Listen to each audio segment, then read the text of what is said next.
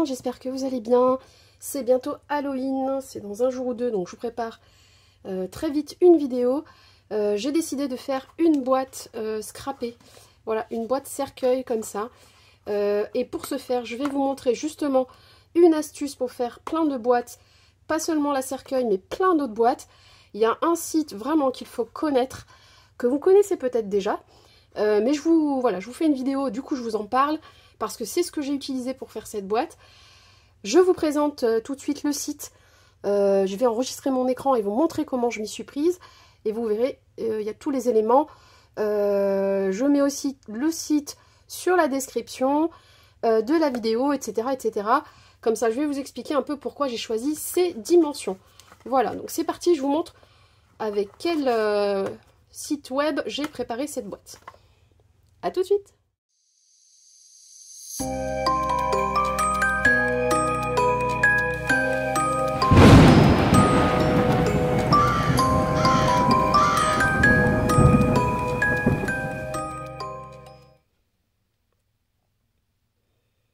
Et voilà le site, donc c'est Template Maker.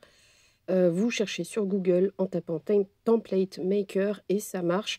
Vous tombez sur ce site. Comme vous pouvez le constater, il y a vraiment plein de boîtes à disposition. Je précise que ce site est gratuit. Donc voilà, ce serait sympa de citer le site quand vous utilisez, notamment sur vos vidéos, cette référence-là. Donc vous voyez, j'ai sélectionné la boîte que je souhaitais faire. J'ai tout simplement rempli mes petites dimensions. Donc moi j'ai voulu une boîte de longueur 13 cm, de largeur 6 cm, de hauteur 2,9. Alors j'ai pas mis 3, je ne sais plus pourquoi, mais je crois que par défaut c'était sur 2,9 et moi ça me correspondait bien. Donc j'ai laissé, mais vous mettez vraiment ce que vous voulez. La hauteur du couvercle est forcément différente puisque moi je voulais pas qu'elle recouvre toute la boîte du dessous. Donc j'ai estimé que 1,5 c'était pas mal. Voilà. Alors désolé, je ne sais pas comment j'ai fait la prise de vue, l'enregistrement de mon écran. Il devait y avoir un format à choisir, je pense. Du coup, vous n'avez pas la partie droite de mon écran. En fin de compte, à droite, il y a simplement le patron, voilà, de la boîte. Et en fonction des dimensions que vous mettez, il se change en live. Voilà. Il s'adapte sur la page en live. Donc sur la droite, vous ne le voyez pas, mais il y a les deux parties de boîte étalées, hein, vraiment à plat. Ce sera justement ce que vous découperez après. Donc ça vous permet de voir si ça rentre toujours sur la page A4 ou pas, sachant qu'après je vais vous montrer, vous allez pouvoir choisir plusieurs types de papier et de format. Donc, on vous parle aussi du paramètre optionnel qui s'appelle le dégagé. Le dégagé, c'est le pourcentage de différentiel entre le dessus de la boîte et le dessous de la boîte, évidemment pour que l'un s'imbrique bien dans l'autre. Par défaut, il est sur 7%. J'ai testé, je vais vous le montrer après dans la vidéo. J'ai gardé tous mes tests et effectivement 7% c'était bien trop grand. Donc j'ai changé ce pourcentage. J'ai testé le 4, le 2. Le 2 ça rentre mais c'est vraiment juste, il faut forcer. Vous savez avec l'épaisseur du papier etc. Et ben ça frottait beaucoup. Donc l'usure de la boîte va être prématurée. Je préférais donc le 4%. Mais après coup l'idéal je pense aurait été le 3%. Le 4%, la boîte s'ouvre et se ferme très facilement. Il n'y a pas trop de jeu. Par contre, voilà, la boîte ne tient pas fermée. Si vous la retournez, elle s'ouvre. Donc, je vous recommande d'essayer le 3%. Ensuite, j'ai choisi mon papier. Donc, moi, je voulais l'imprimer. Pas l'imprimer, excusez-moi.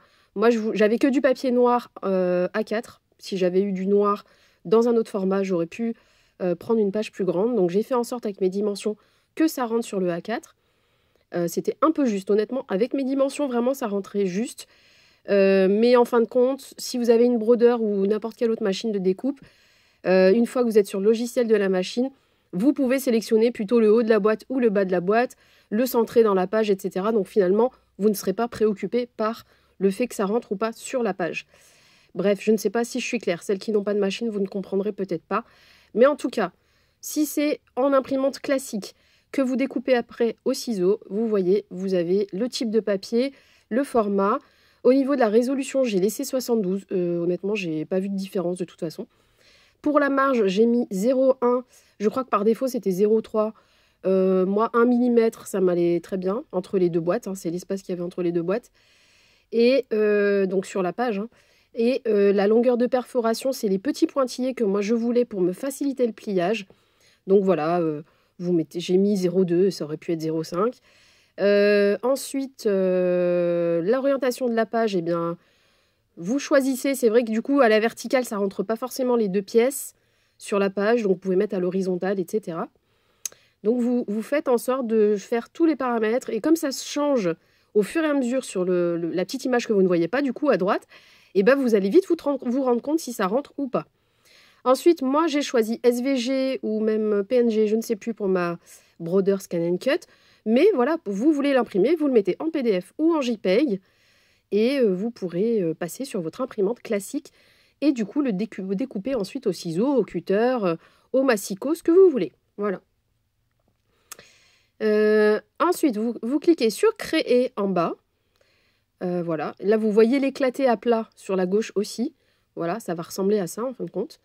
Une fois que ça vous crée le fichier, que vous l'ouvrez, bon là je l'ai ouvert sur la page web, mais je peux très bien l'enregistrer aussi sur mon ordi et le basculer ensuite sur une machine de découpe, sur le logiciel. Mais je peux aussi l'imprimer. Le tout, c'est de sauvegarder en fait votre patron. Moi, je l'ai appelé, je l'ai nommé 2%, 4%. Enfin, j'ai mis boîte Halloween, cercueil, 2%, 4%. Au fur et à mesure que j'ai fait mes tests pour me repérer et savoir laquelle était la mieux au niveau du dégagé. Voilà, donc vous faites toutes vos petites sauvegardes. Vous voyez bien les pointillés, c'est ce qui va vous servir pour les pliures. Donc si vous imprimez, vous n'avez plus qu'à plier au niveau des petits pointillés. Moi, sur la brodeur, du coup, ça a carrément fait la vraie découpe des pointillés. Voilà, peu importe, c'est juste que ça vous sert à faire des pliages. Ensuite, en dessous, vous avez un petit texte un peu explicatif. C'est comme ça que j'ai compris ce que c'était que ce pourcentage de dégagement. Voilà, vous avez vraiment des indications c'est accessible à tout le monde. Ça vous permet de comprendre comment utiliser ce fichier. Donc là, il vous propose d'utiliser du scotch. En fait, vous faites comme vous voulez. Moi, j'ai utilisé de la colle. Vous allez le voir juste après. Et là, on vous donne une image. Voilà, vous pouvez mettre des bonbons dedans. Enfin, il vous montre une idée de création. Donc, retenez bien Template Maker. Là, vous n'avez pas le mot en entier, mais juste au-dessus, au niveau de l'adresse de mon site, vous avez le nom complet. De toute façon, je vais vous mettre le lien dans la barre de description. Et je le trouve vraiment super parce que d'une, c'est gratuit. Ça, c'est vraiment un point positif, plus, quoi. Et adaptable à toutes les tailles que vous allez avoir besoin. Ça, je comprends même pas que ce site soit gratuit, franchement. C'est super. Et alors, quand on voit le nombre de boîtes disponibles, franchement, vous en avez pour un moment à essayer toutes les boîtes en plusieurs occasions, etc. Après, on est d'accord, c'est des boîtes qu'on peut aussi faire soi-même avec déjà dans les machines de découpe, il y a des boîtes proposées. Mais pour celles qui n'ont pas de machine, c'est pour ça que je tenais absolument à vous montrer aujourd'hui comment j'ai fait la boîte. J'aurais pu simplement vous la décorer et vous faire le tuto ou la faire à la main. Mais je trouve que c'est un outil vraiment précieux, ce site. Parce que reproduire une boîte comme ça à la main, sur un éclaté à plat, etc., c'est pas évident. Donc voilà, et vous voyez, on peut les contacter, il y a plusieurs rubriques. Bon, les rubriques sont en anglais, mais vous savez qu'avec Google en haut, on peut traduire tout ça en français, en haut à droite. Voilà. Quoi vous dire d'autre? Vous voyez, il y a vraiment, regardez, là je vous montre avec la souris, il y a vraiment, alors il y a même encore des boîtes à droite que vous ne voyez pas, donc je vous invite vraiment à cliquer sur le lien dans la description et à atterrir sur le site, parce que là vous allez être vraiment étonné, charmé, tout ce que vous voulez. Pour celles qui ne connaissent pas, il y a vraiment énormément de boîtes, et vous voyez, il y a des boîtes un peu hautes, mais en fait, si vous réglez la hauteur, ça fait une toute autre boîte à la fin. Allez, maintenant on passe au tuto de ma boîte et la déco, c'est parti. Donc voilà, vous le voyez hein, sur le site, donc j'ai bien pu faire une boîte de 13,5 à peu près par... Ouais, 6, elle fait 6,2, 6,3 de large. Voilà. Alors, je ne sais pas si la boîte finale, c'est plutôt ces dimensions-là, peut-être. 6 par 13. Oui, c'est ça. C'est plutôt la boîte du dessous qu'il faut mesurer. Donc, eux, ils se basent sur le dessous et ensuite, vous avez forcément le dessus qui va avec. Donc, pour vous montrer, vu que je viens de vous expliquer sur le site, il y a un pourcentage à modifier en fonction de ce que vous voulez. Donc moi, ça c'est la boîte initiale. Et alors, ça c'est 2%. J'ai testé plusieurs pourcentages de dégagé. Donc celui-ci, c'est le dégagé initial. Vous le voyez déjà à l'œil nu, elle est vraiment grande. Donc c'est sûr que ça rentre facilement. Pas de souci. Mais vraiment, c'était trop large, il y avait trop de jeu. Je vous le montre en réel comme ça. Vous voyez, il y a 3-4 mm de jeu, c'était beaucoup trop grand. Donc j'ai changé le chiffre d'office. J'ai fait mes petits tests. J'ai voulu tester 2%. Parce que j'ai cru que le chiffre correspondait au millimètre qu'il y avait en trop. Donc j'ai essayé 2%. Alors le 2% il rentre. Hein, il rentre. Mais elle est vraiment serrée. Donc c'est à vous de voir. Du coup bah, effectivement le dessus ne tombe pas. Voilà. Hop. Mais c'est un peu plus périlleux pour l'enlever et pour la mettre. Et je pense qu'à force ça peut peut-être abîmer la boîte. J'avais mis le petit 2 ici pour me repérer. Donc vous voyez la différence entre le 2 et le 7, vous voyez. Et donc j'ai essayé d'estimer, j'ai dit allez je vais tenter le 4 et pour moi le 4 il est parfait. Voilà, il va dessus, on la met facilement. Je pense que même le 3 il serait top. Voilà, donc il y a 1 mm et demi de jeu tout autour. Donc si je la remplis un peu trop, que je la bourre bien et que ça s'écarte légèrement, ça viendra d'autant plus bloquer le dessus. Là il tombe hein, clairement. Après, c'est à vous de voir. Moi, je suis partie sur le 4%. 3 peut-être aurait été l'idéal, mais bon, j'avais fait déjà plusieurs tests. Donc, je voulais pas trop traîner pour vous faire le tuto. Donc, c'est parti, on va scraper cette petite boîte. Je vous montre, donc j'en ai une version où j'ai donc fait découper avec la brodeur la partie comme ça. On va faire le montage ensemble, sachant que pour le dessus, c'est exactement la même chose. C'est parti. Alors voilà, là j'ai un petit peu, je n'ai fait apparaître sur la brodeur que le dessus ou que le dessous pour que ça rentre sur le A4 correctement. Donc elle m'a fait mes petites coupures et mes petits pointillés pour les pliages. Ça c'est du papier DCP noir, 210 grammes ou 250 grammes. Je crois que c'est du 250. Voilà, mais moi, ma petite brodeur, j'ai dû changer le réglage après, je ne sais pas. Elle me l'a fait, hein, la coupe, mais ça va pas se déchirer facilement. Donc, je vais remettre un petit coup de cutter. Je pense que ma lame, elle doit fatiguer aussi. Donc, je mets un petit coup de cutter. Tant pis, on va le faire ensemble. Et je vous montre tout ça. Allez, c'est parti. Hop.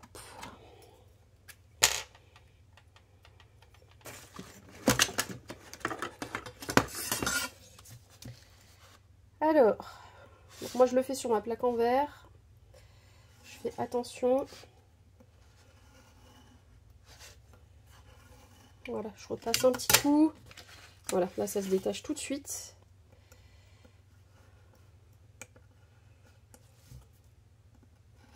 Allez, je fais tout le tour et on se retrouve tout de suite. Et voilà, j'ai fait tout le tour. Hop. Hop, voilà. Ça va me servir pour les chutes. Je le mets de côté. Donc on obtient ça. Et ce sera pareil pour le dessus. On a ici 2 rectangles à chaque fois à rabattre. Voilà, donc moi je vais choisir le côté comme ça. Et on vient commencer les plis. Donc moi je fais d'abord tous les plis. Oups, tous les premiers plis les plus à l'intérieur.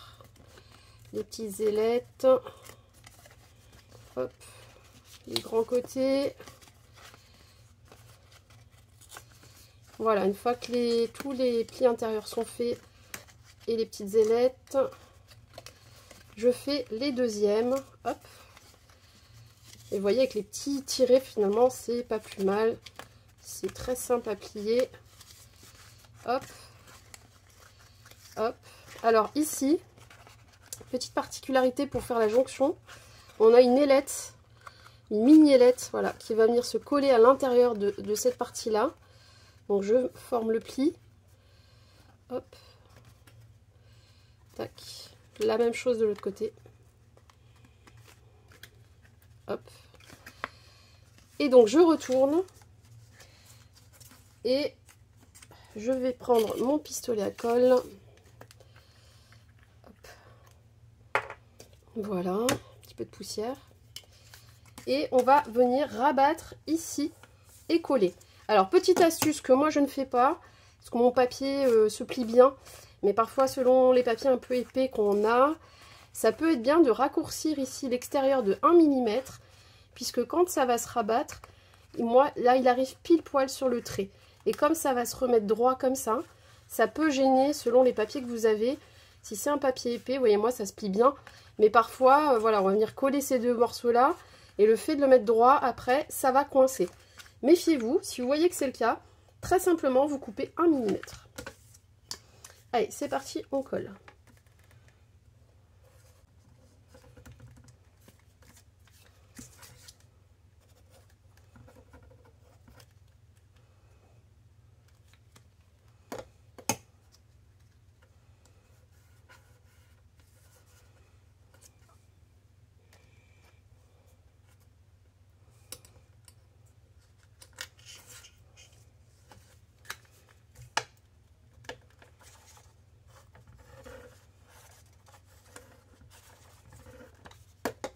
Alors juste là, j'avais oublié la petite ailette. Hop. Je vous en parle et puis finalement je l'ai oublié. Donc je mets de la colle dessus. Et je vais venir la rentrer. Hop, dans l'autre. Tac. Je le mets droit et je repince. Ici je peux rabattre du coup celui-ci. On va mettre une autre petite pince. Hop. Voilà, comme ça fait la jonction ici entre les deux parties. On va faire pareil de ce côté-là. Je vais pas oublier l'ailette, la petite ailette, je vais la mettre tout de suite. Hop. Je vais la mettre en colle et je vais venir d'abord coller celui-là puisque ça n'a rien à voir. Ce sera plus facile après.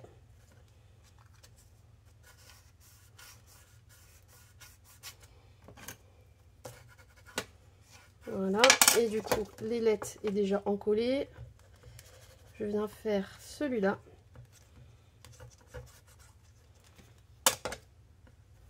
Donc je relève, la petite ailette est encollée. Je colle la petite ailette et je referme par-dessus. Voilà.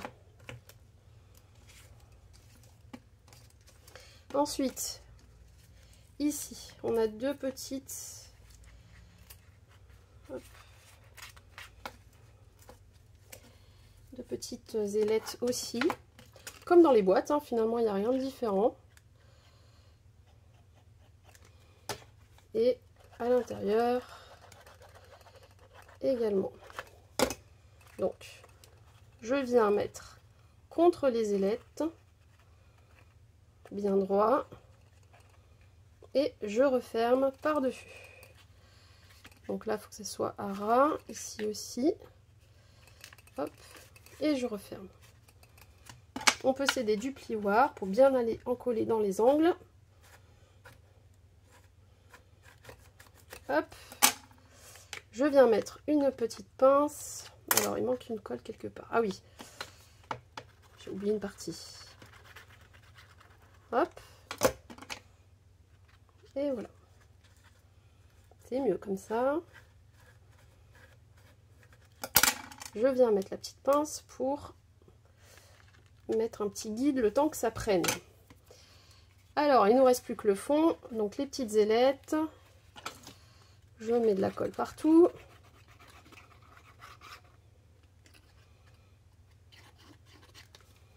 Hop, et on y va.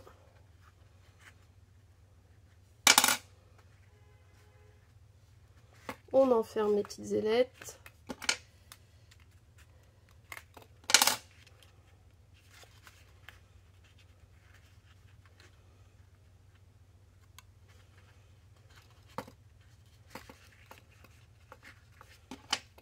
Ah, j'ai une petite ailette qui s'est tordue.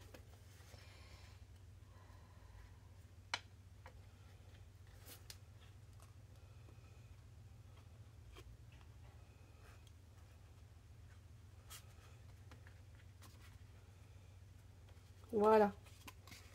C'est bon. Tac, on appuie. On n'hésite pas à ajuster ici l'angle. Voilà.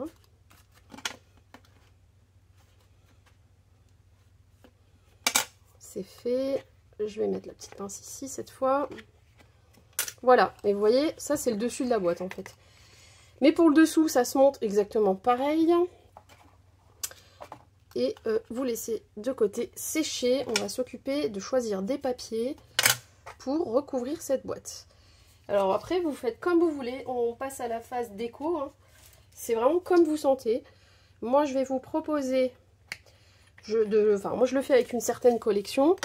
Mais vous pouvez la faire avec n'importe quel papier. Hop. Tac.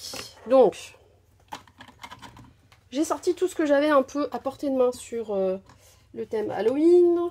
Certaines, vous avez peut-être des die cuts comme ça de chez All & Create, par exemple. Voilà. Moi, j'avais fait des personnages pour des tags Halloween l'an dernier. D'ailleurs, vous avez le tuto sur ma chaîne. Vous voyez, j'avais fait avec l'IA des petits personnages comme ça que j'avais gardés. Voilà, même il m'en reste à découper. C'est un peu chiant à découper, hein. J'avais la flemme de sortir la brodeur à cette époque-là. Mais j'aurais dû le faire. Bref, vous voyez, j'avais fait les petits tags... hop, j'ai une citrouille qui se balade. J'avais fait des tags comme ça, assez jolis. Pour Halloween, en mélangeant effectivement aussi les petits éléments de All & Create. En faisant des fonds, en utilisant des washi. Allez voir le tuto si ça vous intéresse. Et voilà, et ça c'est une découpe tag de chez All & Create. Donc on peut faire des trucs super sympas. Et même quand on n'a pas une collection dédiée ou des die cuts, on peut utiliser l'IA pour créer des petits personnages bien terrorisants. Voilà, j'en avais fait toute une ribambelle. Et j'avais gardé les découpes que j'avais en trop. Donc il faudra que j'en refasse. Donc, et bah, du coup, les personnages, je vais pouvoir aussi en faire, en utiliser pour des boîtes.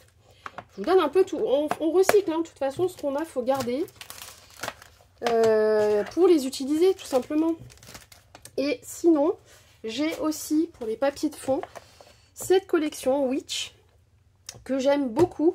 C'est la collection de chez Mintopia. J'avais pas eu les die cuts, par contre, j'avais eu l'acétate. Le bloc 30-30, on les trouve plus hein, maintenant. Et maintenant, on ne trouve plus qu'à la vente ce truc-là. J'avais le washi assorti aussi. Mais j'ai jamais eu les die cuts ou les puffy stickers. Il n'y en a vraiment pas eu assez à la vente, je pense. Donc j'ai des papiers, voilà, plutôt sympa. Puis si j'ai besoin de personnages, bon, j'ai les miens. Hein, mais si je veux que ça soit bien coordonné, je vais venir je vais pouvoir découper des personnages ici, dans certains papiers. Pourquoi pas. Voilà, les balais... Et moi, je les trouve vraiment sympas, les petits squelettes. Donc, je vais voir ce que je vais utiliser. Je pense que pour la déco, je vais vous mettre en accéléré. Sachant qu'avant ça, je vais juste vous indiquer comment je fais. Puisque ça, j'ai pas fait la découpe à la brodeur. Comment j'arrive à faire, par exemple, un petit rebord noir apparent pour pouvoir coller mon papier. Pour avoir la bonne taille de papier et la bonne forme. Ce qui n'est pas évident comme ça. Donc je choisis mon papier. Là je vous donne un exemple. Je vais venir alors sur la partie blanche. Admettons que je veuille celui-ci. Je vais venir sur la partie blanche avec un critérium, quelque chose d'assez fin. Il va falloir venir tracer la boîte. Donc je la maintiens. Je viens tracer tout le contour. Et en fait on va venir avec une règle... hein, retirer, alors se décaler du trait qu'on aura fait, se décaler de 1 mm. Je vous montre, moi j'avais fait des petits gabarits du coup, pour tester, pour voir si ça rendait bien. Sur du papier imprimante, hein, on s'en fout. J'avais fait ça. En gros, vous aurez votre pièce là comme ça, et il va falloir venir compter 1 mm ici, faire des petites traces, voilà. Ici, 1 ou 2 mm, ce que vous voulez, hein, pour faire le rebord, et qu'on puisse voir le contour noir en fait. Voilà, vous vous faites des petits repères comme ça. Voilà, à 2 ou 3 mm, c'est votre choix à vous. Vous tracez les traits et vous retournez du côté joli du papier, vous n'aurez pas les marques. Et donc vous découpez sur l'envers selon vos marques et vous aurez exactement le bon gabarit. Je l'ai mis où? Vous aurez le bon gabarit, voilà, pour venir faire ce genre de choses. Tout simplement, voilà. voyez, un papier coloré, mais on voit le rebord noir. Moi, je tenais vraiment à ce qu'on voie le noir autour.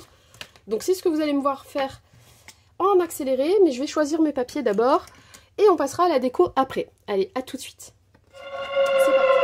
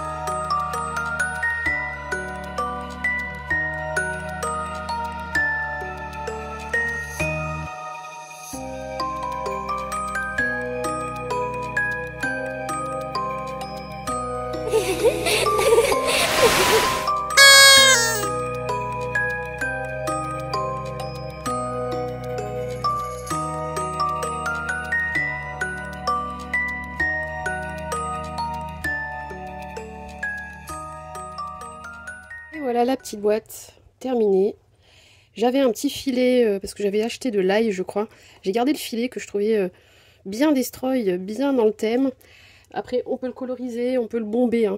Moi, je l'ai laissé beige pour que ça fasse contraste avec le reste. Voilà. Bon, les petites gouttes, il y en a qui se sont mis sur le bord là, mais c'est pas très grave. Et j'ai mis le Glossy Accent ici. Le petit gel qui va sécher et qui, je trouve, apporte une petite brillance bien sympa. Voilà, vous voyez, avec tout ce qu'on a, on arrive à faire quelque chose de sympathique. Je vais en refaire d'autres.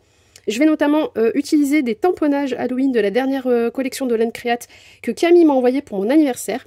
Je n'y avais pas pensé, mais j'en ai, puisqu'elle m'en a envoyé beaucoup. Et je la remercie, je te fais des gros bisous Camille, parce que du coup, j'y ai pas pensé sur le moment, mais je vais les utiliser pour en faire d'autres, pour offrir avec des petits bonbons. Vous pouvez mettre des petits die cuts dans le cadre d'un échange, vous pouvez mettre plein de petites scrap bidules à l'intérieur. C'est bien sympa. Voilà, et la boîte, elle fait son petit effet. Voilà, j'aurais pu mettre un ruban ici, placé en dessous, de part et d'autre, pour que ça puisse venir s'attacher et maintenir la boîte fermée. Mais voilà, c'est une possibilité, donc je vous l'ai dit. Mais moi, je ne l'ai pas fait. Voilà, et ben je vous fais des gros bisous, j'espère que ce tuto vous a plu. Je vous souhaite évidemment un très joyeux Halloween, j'espère que vous ferez une petite sortie pour les bonbons avec vos enfants. Profitez-en. Et voilà, j'espère que vous aimerez. Mettez-moi un petit pouce si la vidéo vous fait plaisir. Et je vous fais d'énormes bisous. Je vous mets tous les liens de ce que je peux trouver en description. Je vous fais des gros bisous. Ciao, ciao.